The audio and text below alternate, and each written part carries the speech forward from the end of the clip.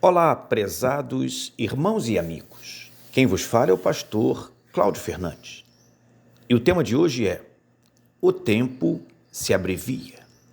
E o texto básico está em 1 Coríntios 7, 29.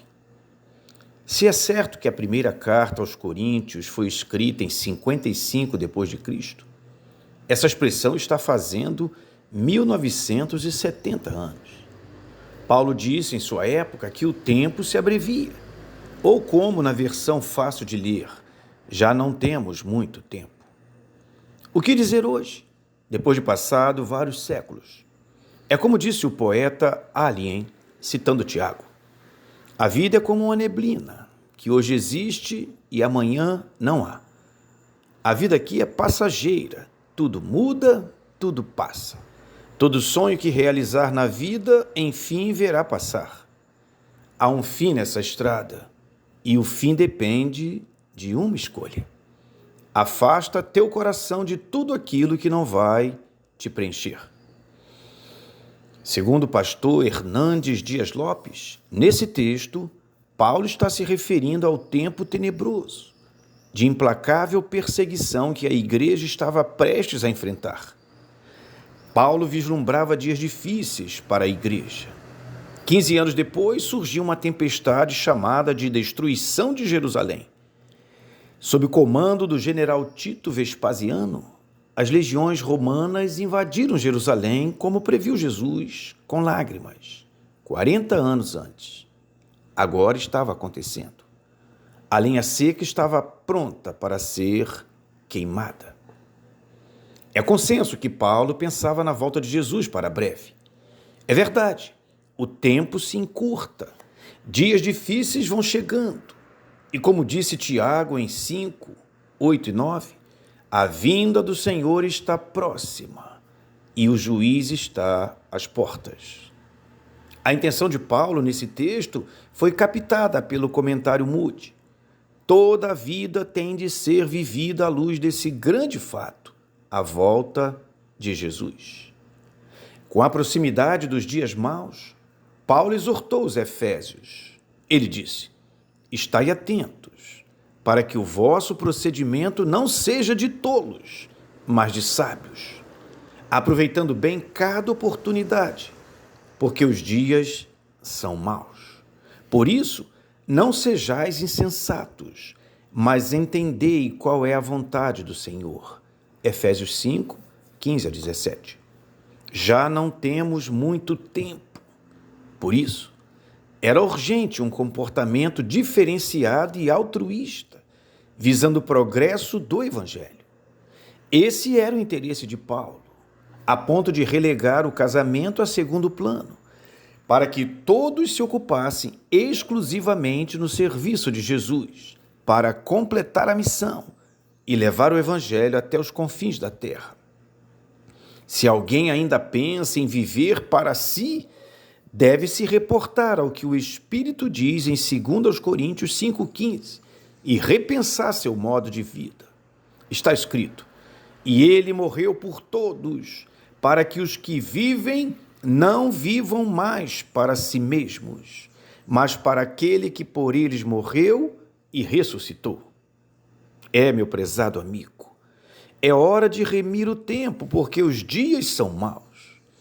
É hora de aproveitar ao máximo as oportunidades e se dedicar à maneira de Jesus e de Paulo e fazer a vontade do Pai. É hora de prosseguir para o alvo, renunciando prazeres e deleites temporários, para acelerar a proclamação do Evangelho a todos os povos. Para Paulo, diante do tempo que se abreviava, os crentes tinham que se opor com maior firmeza aos apelos da carne, dos prazeres terrenos e aos tesouros que a traça e a ferrugem corroem. A vida do discípulo deveria ser diferente daquela que, a seguir, será criticada por Paulo e condenada por Deus.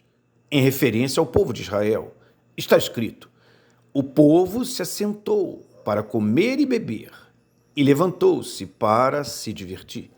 1 Coríntios 10, 7. Se o tempo se abrevia, em que devemos pensar? Como devemos gastar os recursos que Deus nos deu? Como empregar o precioso tempo que ainda temos? Acertadamente afirmou Derek Kidner que até o grande Salomão ainda retornaria com as mãos vazias na busca da autossatisfação.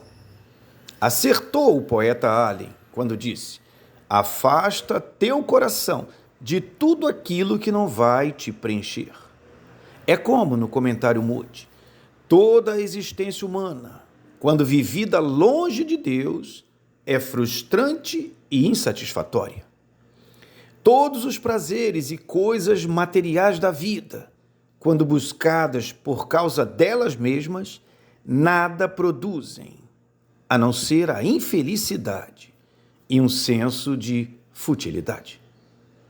Diante do caos que se avizinhava e com a iminente volta de Jesus, Paulo disse: assim, os que têm mulher, vivam como se não tivessem, e os que choram, como se não chorassem, os que se alegram, como se não se alegrassem, os que compram, como se nada possuíssem, e os que usam as coisas deste mundo, como se dele nada usassem, porque a forma deste mundo passa. 1 Coríntios 7, 29 a 31. O foco dos discípulos de Jesus, segundo Paulo, deveria ser primeiramente, essencialmente e fundamentalmente nos interesses do reino de Deus.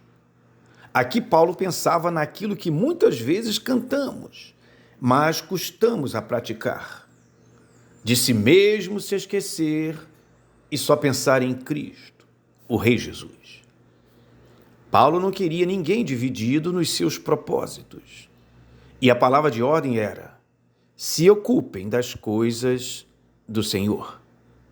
O tempo se abrevia. Então vivam para agradar o Senhor. O tempo se abrevia. Então invistam, sonhem e labutem naquilo que agrade ao Senhor. O sábio Salomão pergunta: que vantagem tem o homem em todo o seu trabalho? Se este não olhar para cima, para Deus com seu propósito de salvação, responderá no fim: que grande ilusão! Que grande ilusão! Tudo é ilusão. Eclesiastes 1:2. Se o tempo se encurta, quais os alvos que são prioritários hoje?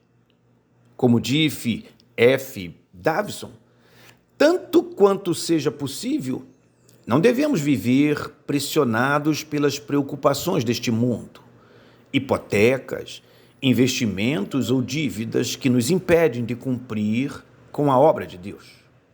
Prezado amigo, se é certo que já não temos muito tempo, devemos lembrar do terrível fim da semente lançada entre os espinhos. Está escrito: a parte que caiu entre os espinhos são os que ouviram, e, seguindo o seu caminho, são sufocados pelas preocupações, riquezas e prazeres desta vida, e não dão fruto que chegue a amadurecer. Observando essa semente que se perdeu, compreendemos que Jesus e Salomão estão de acordo. Está escrito: e eis que tudo era vaidade e correr atrás do vento. Mas nós somos a boa terra. Conservaremos, sim, a palavra e daremos fruto com perseverança. O poeta acertou. Temos um chamado e jamais vamos nos calar. Terminaremos a missão a nós confiada. Visto que o tempo se abrevia, devemos dar atenção a Werner de Boer, que disse: não temos tempo para questões secundárias, mas precisamos estar concentrados para o que esse tempo demanda. Devemos ouvir e atender ao apelo final do apóstolo Pedro, falando sobre a volta de Jesus. Ele disse: que tipo de pessoa deveis ser? Pessoas que vivem em santidade e piedade, aguardando e esperando ansiosamente a vinda do dia de Deus. 2 Pedro 3, 11 e 12. De fato, amigo, se não vivermos para Deus e não nos adequarmos aos seus propósitos, tudo debaixo do sol terá sido uma grande ilusão.